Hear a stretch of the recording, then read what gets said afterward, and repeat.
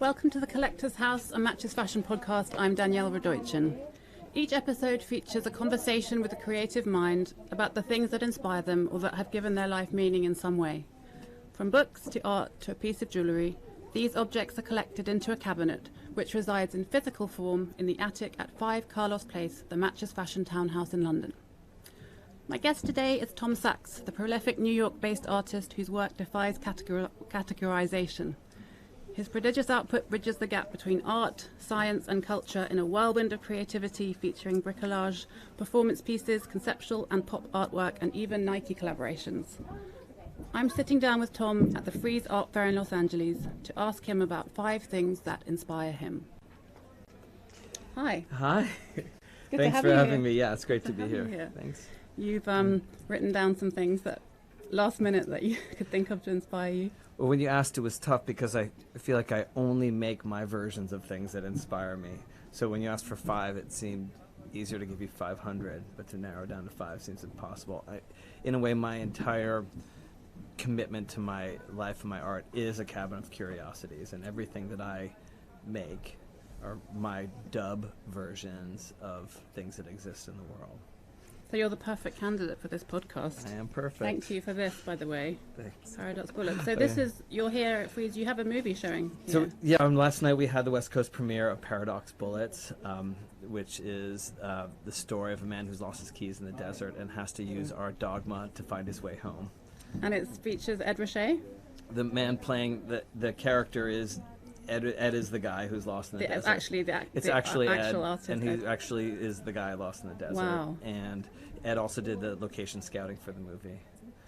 Is it going to go on general release, or how are people going to be able to see it? So I think, I don't know, will this be out today? No, it's not going to be out until a few months from now. Okay, so by then you can go to tomsachs.com or to my Instagram page. Maybe that's the best place. Stop. I've just realised we're live on film. I was thinking in podcast terms. Oh. So it's going out tonight. Live, yeah. Okay, so tonight. Sorry. So go to my Instagram and click on bio, and it'll take you there. Excellent. Or if not tonight, soon. That's great. Oh, so this is. Hi. Yeah. Hi. So this is the I didn't crew. even see. Oh, gorgeous. You look great. Yeah, thanks. So how have you been around the fair here? No, art fairs are where artists. It's the equivalent of artists going to the slaughterhouse. Really? We don't belong here. This is not about art. Art fairs are about the business surrounding art, which is a different activity. Right. Art making is a sacred, dedicated activity like any other performance athletic event that takes a lot of work and focus, and it's hard to do while you're being busy being an influencer. This is a very different kind of thing from what inspires me. And art sometimes can be an inspiration, but not always. And that's why in the studio people always ask about going to graduate school. And we have a team of 12 people, and sometimes they leave to go to graduate school, but that's the one place where we encourage bullying and hazing. If you set your mounts, you're going to go to graduate school, because you should really only go to graduate school if you're going to get an advanced degree in a vocation like air conditioning, refrigeration, law, or medicine, something that you need a license to practice. Otherwise, business school, art school, that stuff you can learn on the street best. So speaking of things that inspire you, the format of this podcast is talking about 5 things. And what was the first thing you wanted to talk about? Okay, well, let's just go straight to the top. Let's just do it, yeah. The big questions. Yeah. Are we alone, and where did we come from? Those are the questions that are answered historically through religion. But in the 20th century, we finally got to go to the moon and kill God, and find out or begin to start to answer those questions by going to Mars and the moon. We have other planetary bodies, so we can understand potentially our past or our future as a planet. And we go to other worlds not because we fucked up this one and we're trying to create a new home, but so better to understand our life here on Earth. So in my cabinet of curiosities, pick number 1 is going to be the Apollo era lunar module, the bug that lands on the moon, also used in the Volkswagen ad saying, "It ain't pretty, but it'll get you there." Kind of the greatest triumph of industrial design. This thing that's this very crude, non-aerodynamic thing that actually landed half a dozen men on the moon and brought them back. I was talking with Germano Celant about the problem with why Italian sneakers are so ugly, and he said the Italians are not capable of making things ugly, and sneakers are intrinsically ugly. Like rocket ships, they have to be ugly to get the job done, and there's an elegance to that. That's an American thing. So. Yeah. You've done a sneaker collaboration with Nike. Was that deliberately ugly? Well, the Mars Yard shoe is a shoe. Just to be clear, Nike makes stuff for our team, for a studio, and our community. So the Mars Yard was made for our athlete Tommaso Rivellini, who is the guy who made the entry, descent, landing systems for the Spirit and Opportunity, Oliver Sholem. And the airbags that bounce their way down, or the sky crane. He's the guy who thought it up. So we want to make a sneaker for not the strongest bodies in the NBA, but the strongest minds of the aerospace community. So Tommaso and our team, we wear this shoe, and that's our shoe that's good for working in the Mars Yard in Pasadena, or for sneaking around the funding hallways of NASA in Washington, D.C. Have sneakerheads been following you and stalking you on Instagram? We do have a new expanded presence in the internet as a result, but it's great because what we're learning is, or what we're teaching or experiencing, is that art is not just in museums; it's on the street, and we're also helping bringing the snobby, rich white art world to a new audience. So there's a kind of a cross-pollination. I think it's really the best you can hope for in a commercial environment, that kind of mix. Yeah, that's a nice idea. I'm aware we've got not much time, so let's crack on with object number 2. Okay, so, but in a way, you don't get the space program without the horrors of the African diaspora. We got to the moon on African blood. Men and women and children were abducted from Africa, forced at whip point to work the fields and harvest cotton so that the young America could gain its economic independence from England, which it did, and then built this industrial superpower into a machine that could produce airplanes and submarines faster than the Nazis could blow them out of the sky or the water. And then at the end of World War II, the smart Nazis fled to U.S. and used their intellectual resources to bring man to the moon and finally start to answer some more unanswerable questions, do things that we never thought we could do. And it's just important to acknowledge the roots of that it is based in human resources, in particular the people of Africa as the foundation.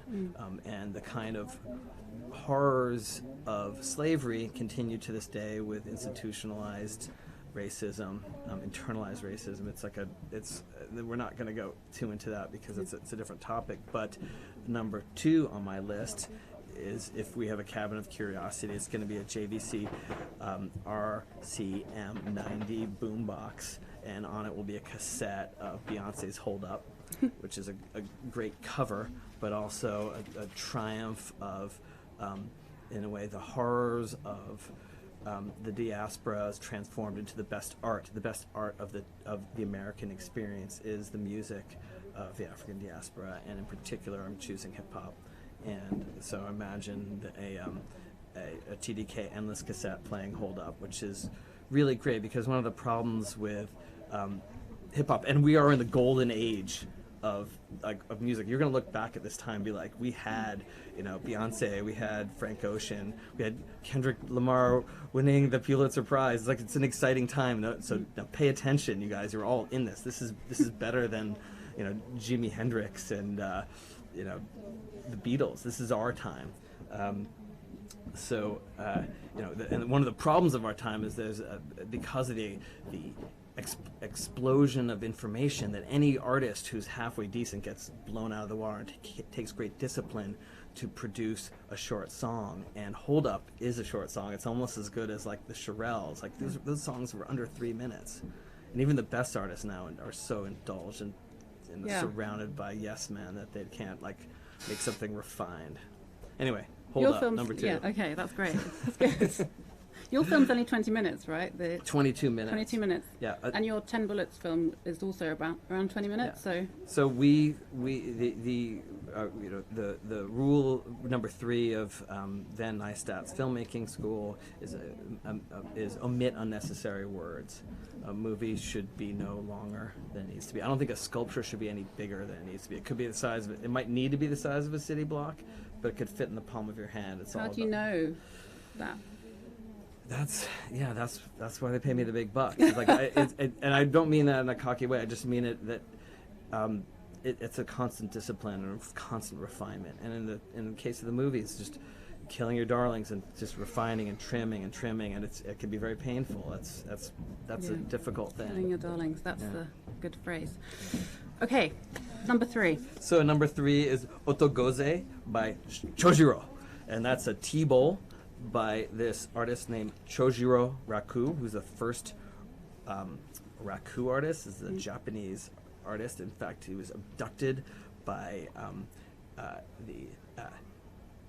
Hideyoshi, the guy in the 16th century Japan who unified Japan. It was like in the age of all the samurai movies that you've ever seen take place in the 16th century. And with limited time, we're not going to get a huge Japanese history, but this guy went to Korea, found the best potters, brought them back at sword point, abducted them, made them teach ceramics in Japan, and a generation later, Japan emerged as a leader in ceramic arts. Chojiro was a roofer. He made roofing tiles, and when the tea ceremony started to become popular, his kind of like the Henry Kissinger of feudal Japan, this guy Senno Rikyu, hired this roofer to make very primitive bowls. If you can go to the National Gallery in Japan or the museum, we're in L.A. You can go to LACMA and see the incredible collection. You'll see maybe not Chojiro, but similar bowls that have no decoration. They're just the most simple, profound, modern-looking things, and they are in a way the core of the tea ceremony.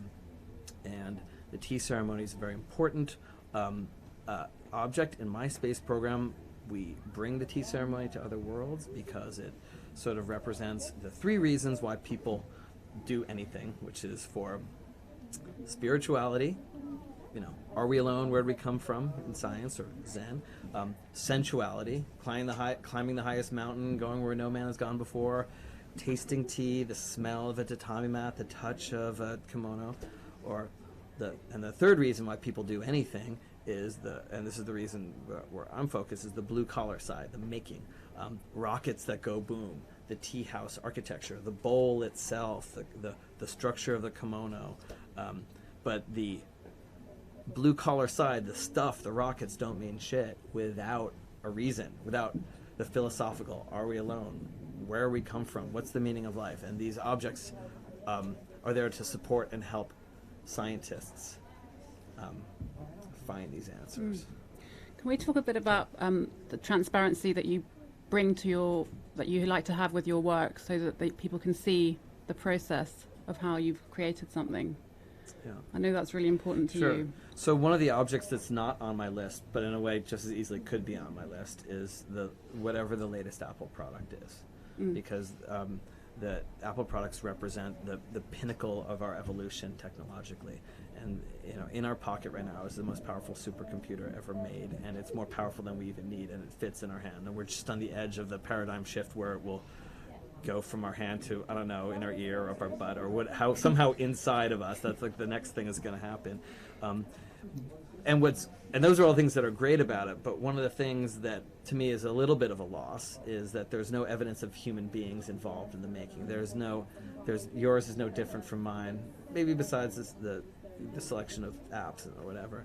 But humans for millennia have tried to remove their hand from the work, and the one advantage that I have over Apple is my fingerprints, the glue drips, the pencil marks, the screw heads, the cum stains, all the problems with it are all the things that make it evident that I was there. So I could never make something as perfect as an iPhone, but Apple can never make anything as flawed as one of my things.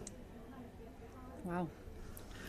So does that count as one of my 5? It's like an So anti-5. they're going to have like 6 now. That's great. Yeah. That's good. Let's just keep putting stuff in. Sure. So what's next?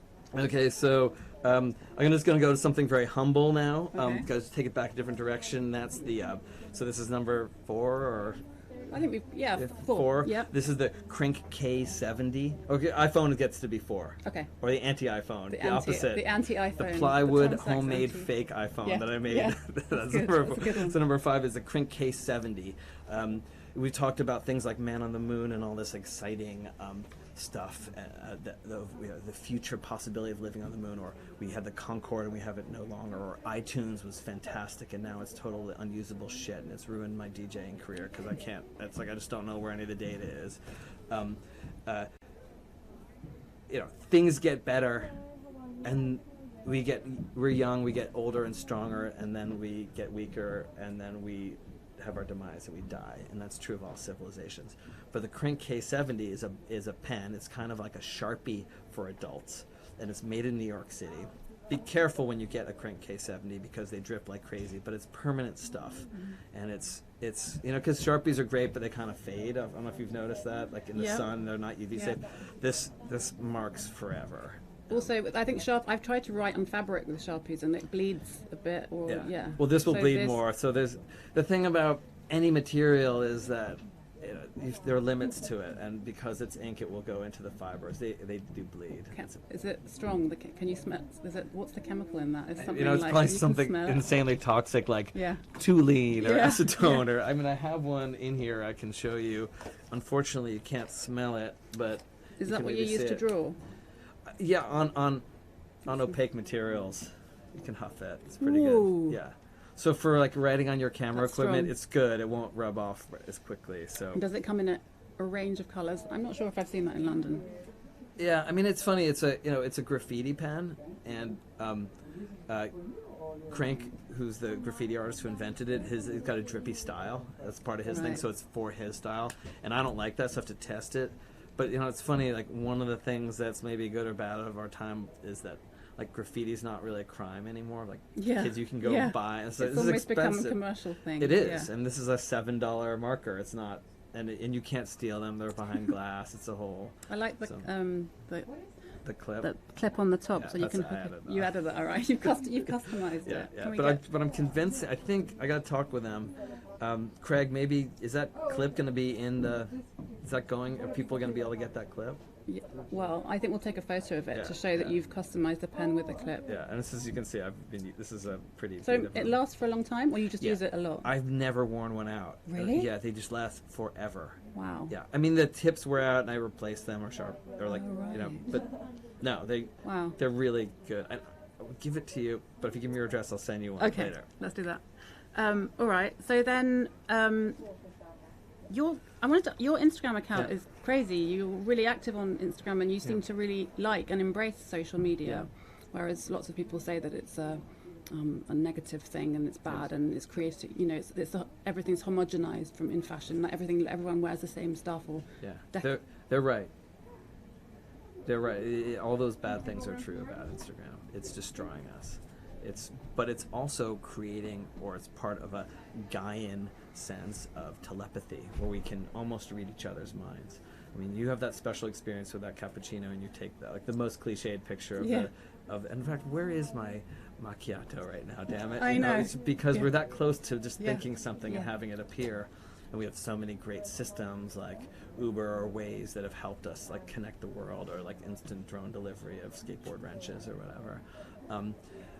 So there is a loss, but you'd be crazy if you had a brand like I do. You have your brand as an individual. I have mine as an individual, but mine is tied in with my art making world. You'd be crazy to not take advantage of the world's best free advertising medium.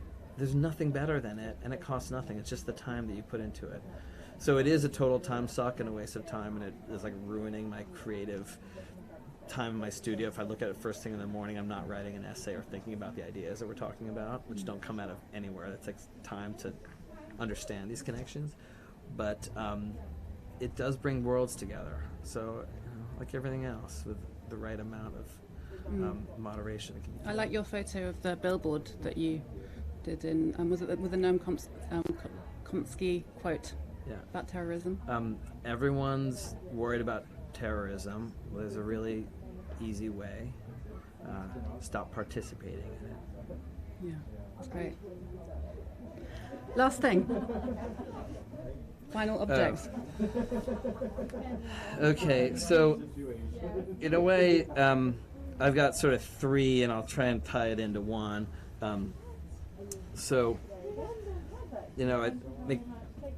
McDonald's has fed more people and killed fewer people than anybody else, but in a way at great cost, because we've lost all the mom and pop shops.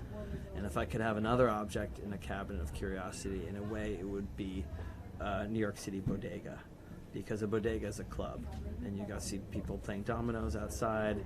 You see people leaving their keys there for their neighbors. It's like a de facto post office, a good one. You can know the people there; they're part of your community. And I love third wave coffee, but it seems like the best third wave coffee places can't keep the same employees for more than 3 or 4 weeks. Is that a coffee shop? It's just that new trend where it's all like exploitation-free coffee, and it's that's like called roast. third wave coffee. That's just, right. I think, I don't know, and it's like roasted within like a week of your consumption, and it's expensive, and it's really, really good, and it's the global best. It's American coffee is now the best. Sorry, Italy, but it's all over Instagram. Yeah.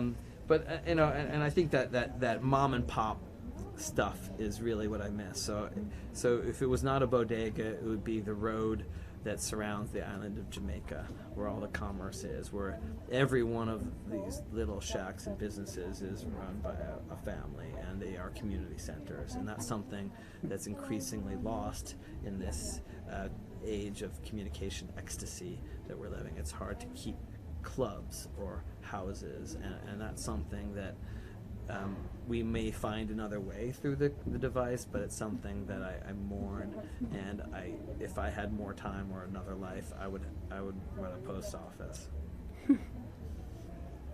You should do a post office art installation. Oh, I know. It'd be so perfect for you. But so we have in our studio, we had a bodega, and it was our landlord complained that our studio's a storefront in Manhattan on Center Street, and I have the windows sandblasted so that I can work there without people knocking on the glass. And he complained that I'm like, keeping the neighborhood down. Oh, really? Because I don't have a store selling whatever. And so I said, okay, we'll open a bodega for a couple of months. And we sold candy and Lucy's and beers, and then we turned it into a Swiss passport office. For $20 you can get a Swiss passport that we made, and started making all these other activities. We had an art gallery where we had a Picasso and a Warhol for sale in the bodega, also with a bulletproof glass revolver, and this is, by the way, it's the size of this room. It was like 6 feet by 10 feet or something. But it's a job. It's no joke. You got to deal with everyone, the good and the bad and the ugly. Yeah. Well, I think that's a good place to end. Thank you. Thanks so much, Tom. That's been great. That was an episode of The Collector's House, a Matches Fashion podcast. You can find more episodes and more about the Collector's House and more about 5 Carlos Place on the Matches Fashion website, and you can join the conversation on social media by searching for @MatchesFashion, @MatchesFashionMan, and the hashtag 5 Carlos Place. Thanks for listening. Great, thank you. So here, write your place for me to mail you a pen, and give me or whatever your contact information. I'll send you some. Thanks, guys. Thanks.